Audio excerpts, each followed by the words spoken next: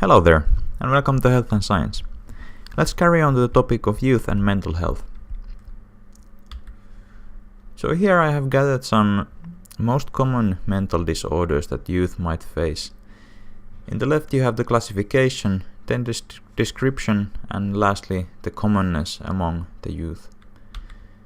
So we can start off with the depressive symptoms and depressive disorder. These are described as long-term, persistent and disabling depressive mood.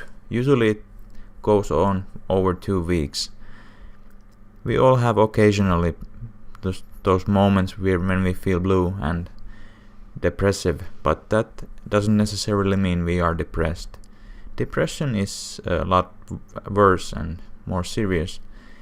It also means loss of interest or pleasure in activities and being tired without energy. Usually those who are depressed, they usually sleep a lot and they find it really hard to get off the bed. It can occur alongside other mental health disorders, and thus it can be hard to diagnose, especially with young people.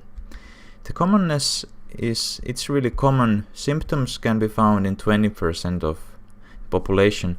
Depression itself is diagnosed in 5 to 10% in the population, and then we have the major depressive disorder, which is the worst and most severe. That this we have in 1 to 2% in the population, and it's good to know that this is 2 times more common in girls. Then we have the generalized anxiety disorder, which is not to be confused with panic disorder. And this generalized anxiety disorder is long-term anxiety that takes over 6 months and distress that is not triggered by a specific situation. And it does not come in attacks like panic disorder. This anxiety can lead into physiological symptoms like chest pain, stomach pain, trembling and shortness of breath. And this is approximately found in 4 to 7% in the population, and it's also more common in girls.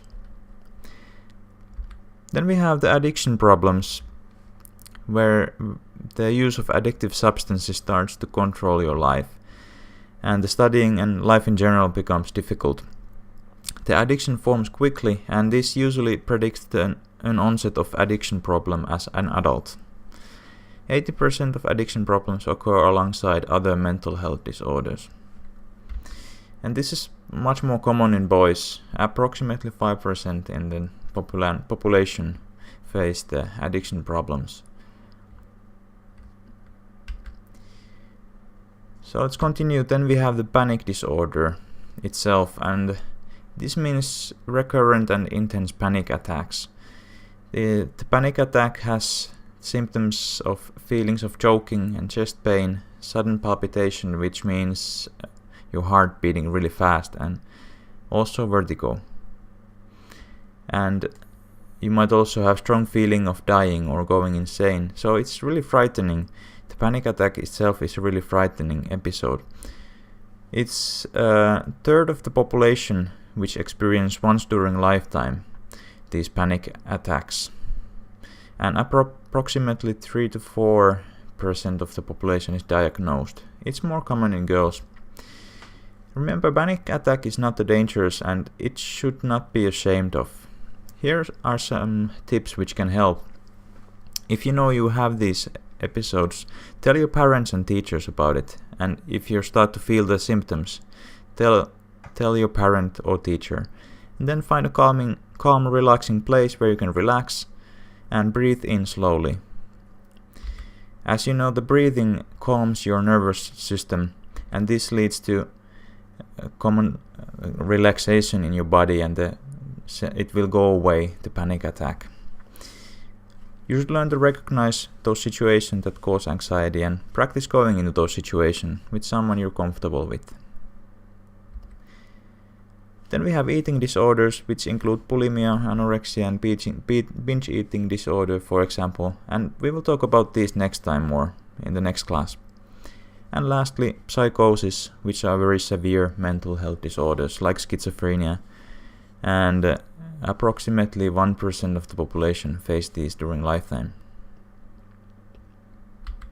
So lastly, where can you get help if you are having these symptoms or you think you might have mental disorder? You can go to school curator, and they help with schoolwork and social life related problems or with problems in life general, and they give support and help with hardships. You should go and talk to curator really easily. You get help that way, and it will prevent the mental disorder from progressing. And then also the school psychologist, which is expert in mental growth and development of the student, and they listen and talk and give support also. And lastly, the school nurse is also professional you can contact in these things. They are professionals of well-being and health in general, always available to talk with and to give you support. So now as your homework, think about if you start to get symptoms of a panic attack, like vertigo and feeling of choking and sudden palpitation, what would you do? And also if your friend starts to space out and becomes confused and then collapses, like panic attack, how would you react? Think about these, write down your thoughts, and then we can carry on from this in the class.